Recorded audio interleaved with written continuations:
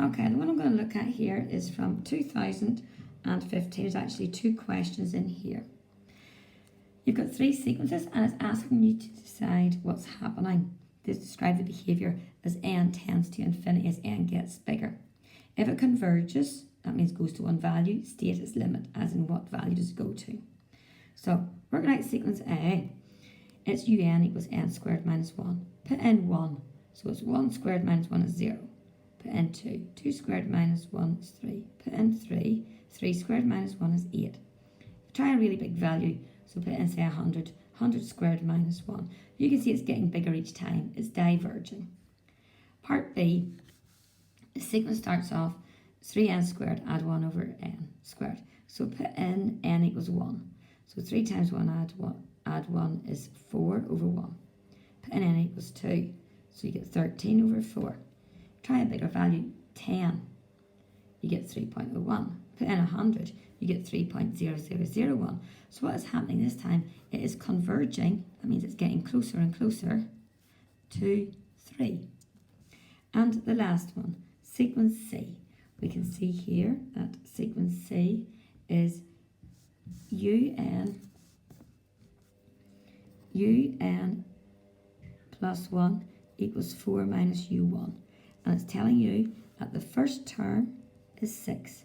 So the second one is 4, is 4 minus the one before it, minus 2.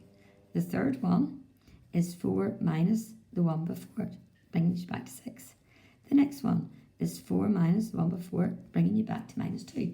You can see you're toggling between 2 and minus 2. So it's oscillating.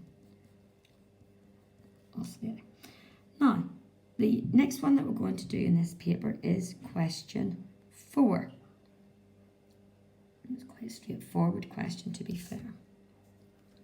So in question 4 there, you have got GPs. So un is ARM minus 1. Just writing that straight out at the beginning. The second term, so that's when u2. So AR2 minus 1, which is 1. So AR equals 270.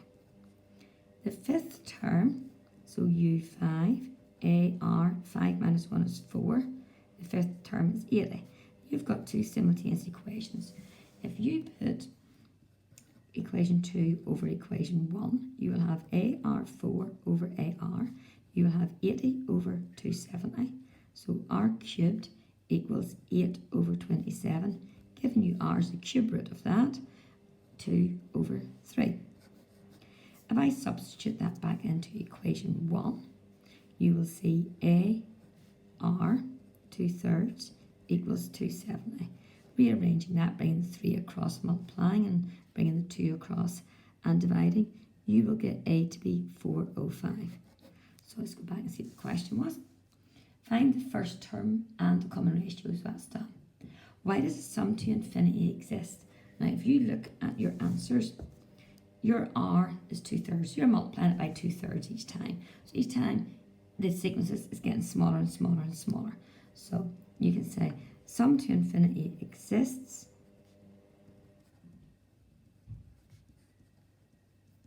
as R is between 1 and minus 1. That's a general rule there. And the last bit of that is just find the sum to infinity. So it's just straightforward using your formula. A over 1 minus R. So A over 1 minus R. So it's 405 over 1/3, giving you 1215.